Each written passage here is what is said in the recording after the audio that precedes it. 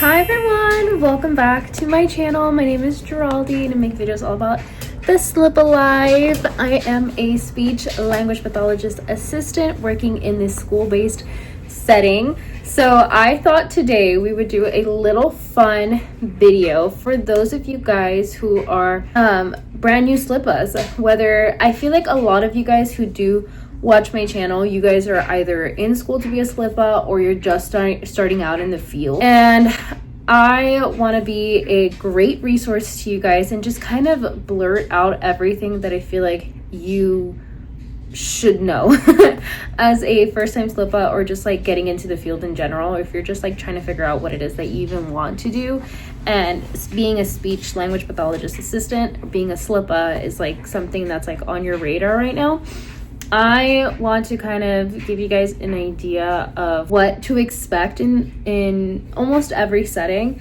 So far, I've done clinic, in-home, and school-based, and I have a pretty good idea and understanding of like what you might need when you're first starting out. And that's what my channel is all about. It's all about like helping you along the journey of getting into the field or getting into a certain setting, because I went in kind of blind.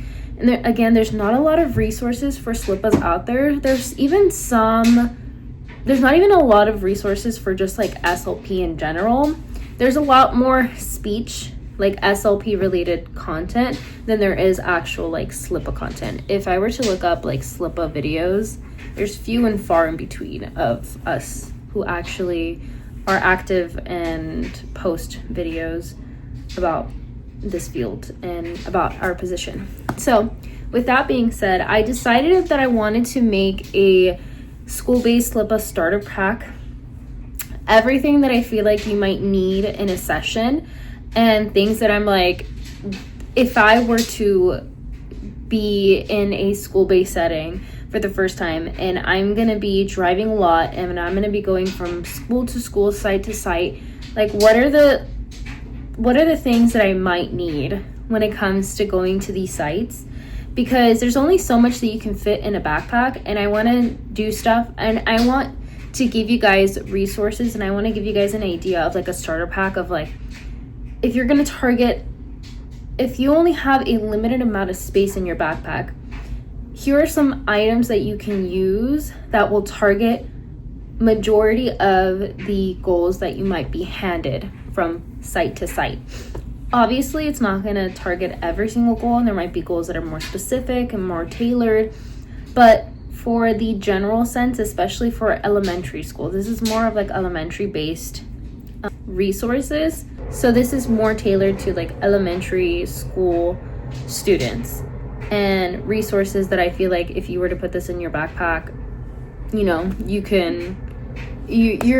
gonna be set, you're gonna be good, even if like you forgot literally even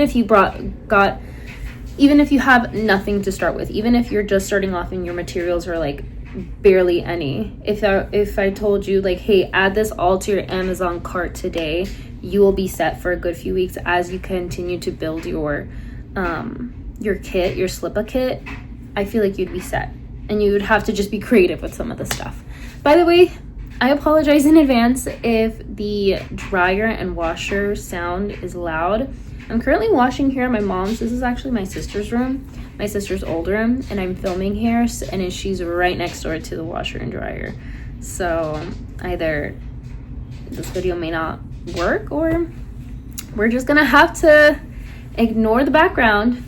Okay, so I blabbered on for a little too much. So these are the things that I would bring into my backpack from site to site. These are the things that I would bring to school with me, knowing that I had to plan for a session and how I will just figure it out as I go. These are like my top things. Like, you guys, this is the stuff that you need to like add to your cart right now on Amazon if you are just a brand new SLPA. I'm like, these are the things you're gonna need, especially in a school-based setting. Okay, so the number one thing that I recommend is verb cards.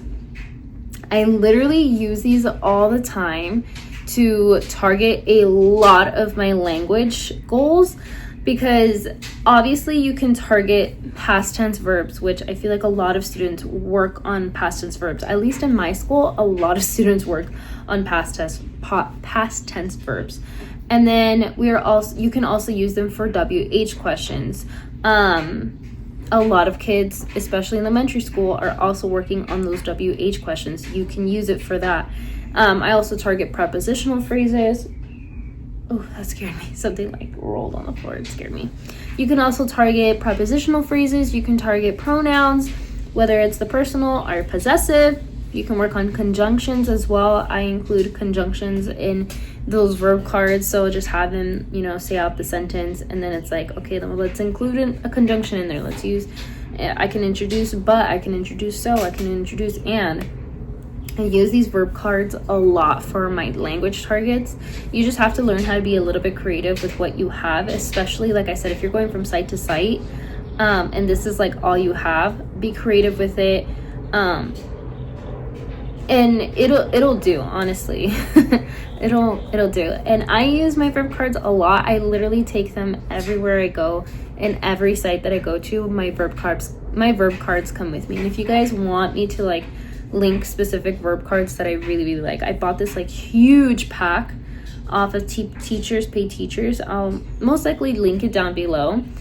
I don't make commission off of this, by the way.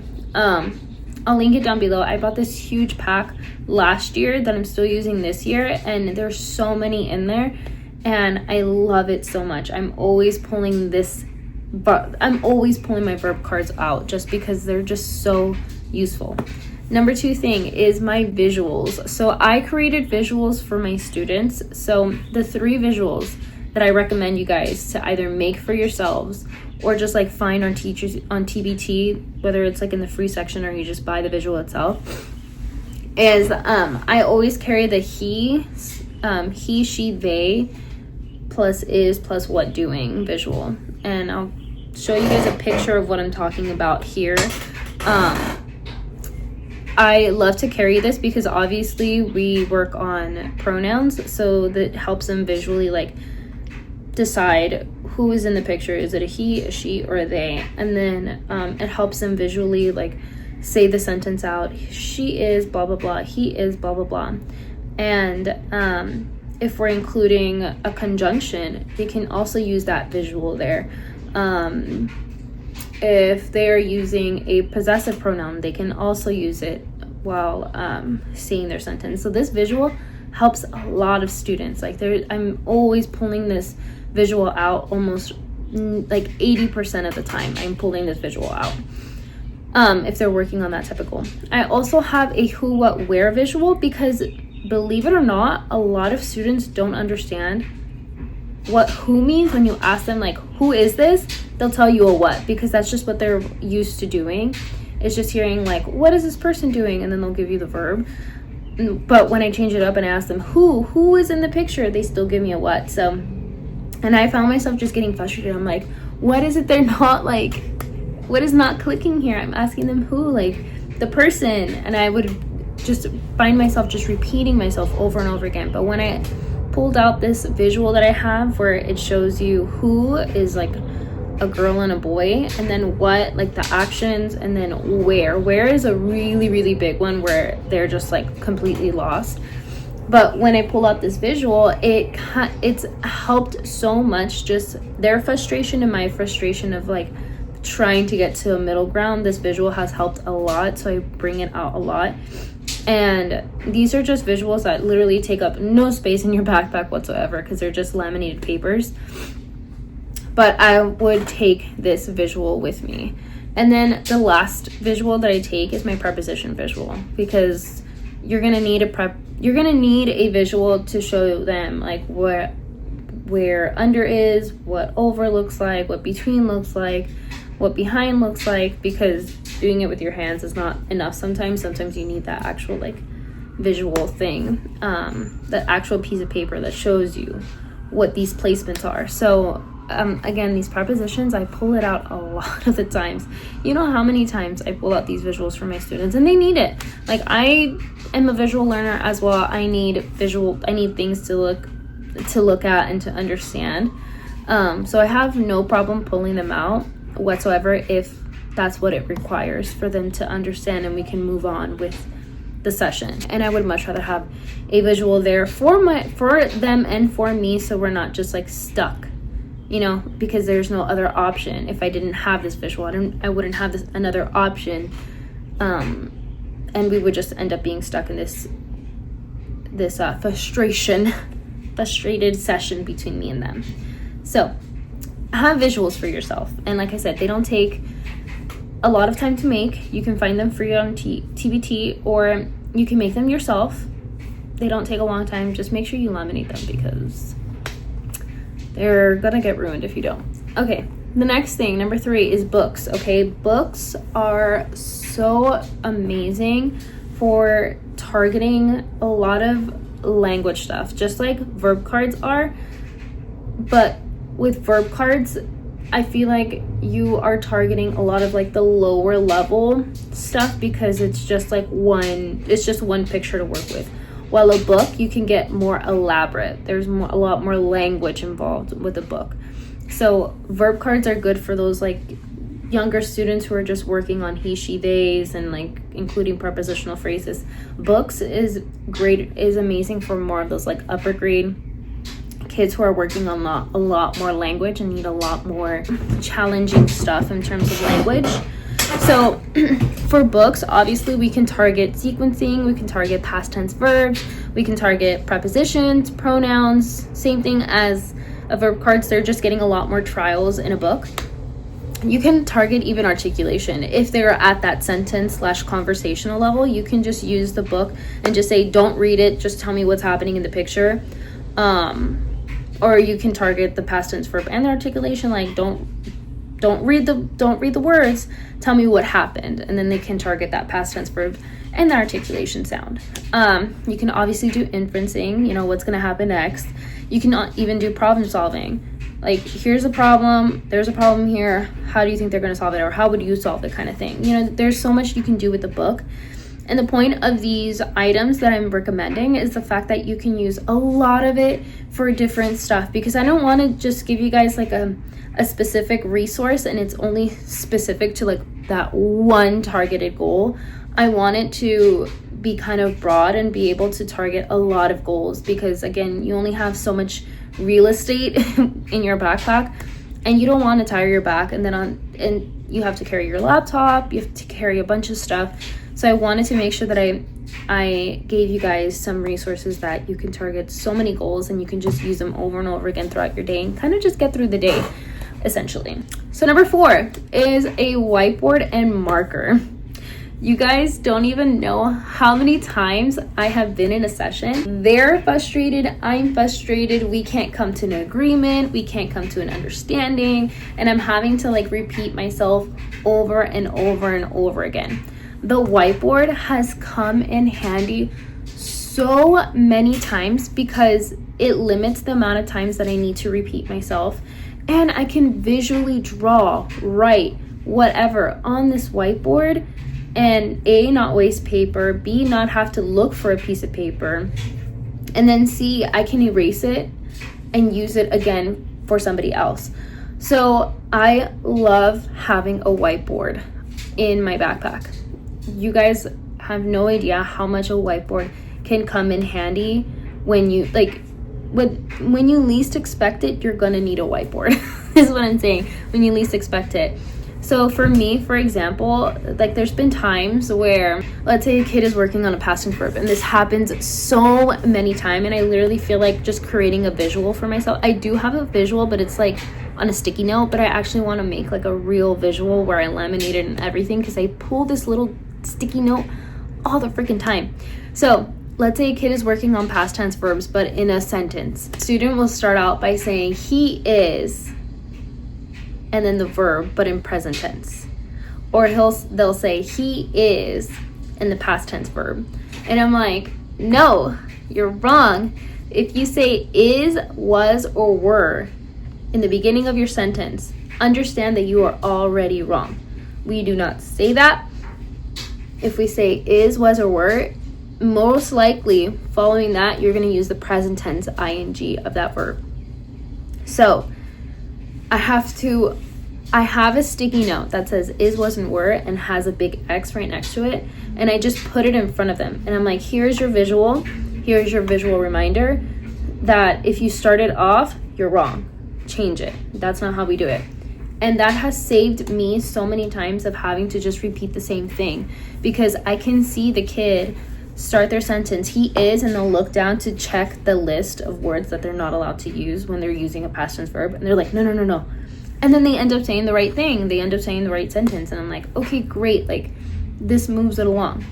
So a whiteboard, you can do stuff like that, where you could just write something down where you feel like you're just repeating yourself a lot, and the kid just needs like that menu of things of like, of what not to say, or what to say, or what the word is, or whatever, right?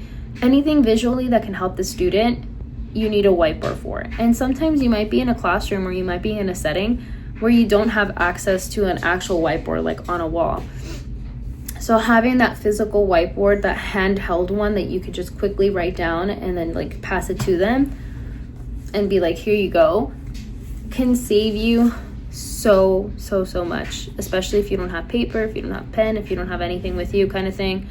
A whiteboard, I feel like, will just comes in handy all the time.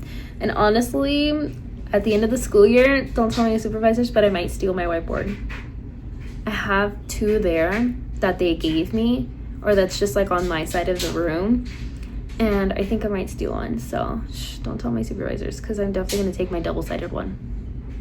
I'm going to take my double-sided one, you best believe. Okay, so the last thing, but if you guys have made it to the end of this video, just know to please subscribe so you don't lose me in the algorithm.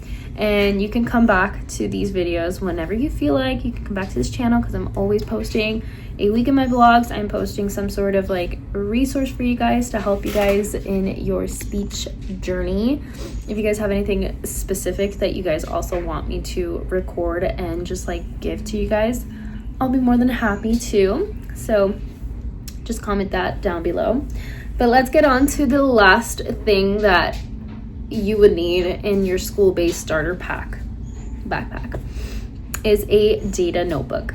So sometimes your supervisors might just give you a template of their goals and just be like, here, this is what they're working on, but they actually don't give you they don't actually give you like a data log or a data sheet, or just no way to actually track their goals.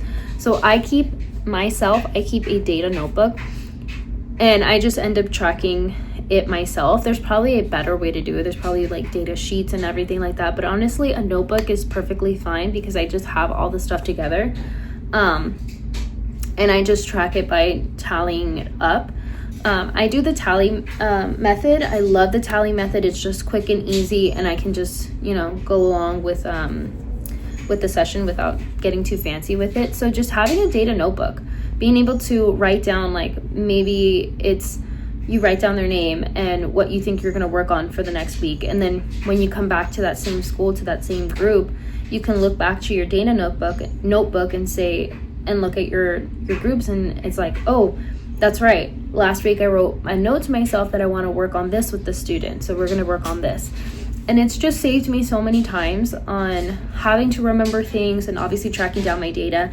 And I love having my own data notebook because I can look back at the progress of what the student has made, and without having to go deep into their into the documents, into their notes on the website where we write down our notes.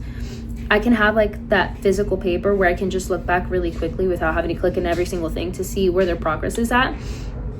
And I can either adjust the session to make it more challenging for them, or I can scale back on what I'm doing and just kind of see where I can support them more so they can make progress towards the goals. So just having a data notebook, or just having a notebook in general for yourself to be able to write down literally anything. Maybe it's your supervisor's like, hey, can you do this for me? You can write it down for yourself. Just having a notebook for yourself to be able to track everything is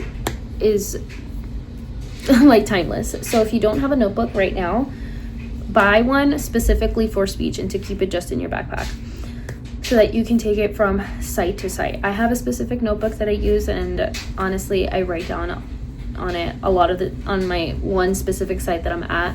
while the rest of my supervisors all have data logs for me to track down the data. So it just depends on your supervisor, but you just don't want to be left without anything to track.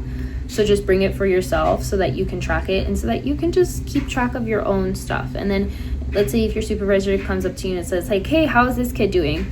You have the data right there in front of you to kind of tell you like, oh yeah, this kid is like doing this, and it's like it's accurate because it's right in front of you, instead of trying to guess or trying to click through so many links and stuff to try to find what their average is. Anyways, so if you guys enjoyed this video, please don't forget to subscribe and please like, so I know to make more videos just like this one. And I'm sorry for the background noise if it is really loud. I don't know how it is right now in the video. I just know on my end it's really, really loud. And yeah, thank you guys so much for watching, and I'll catch you guys on my next video. Bye.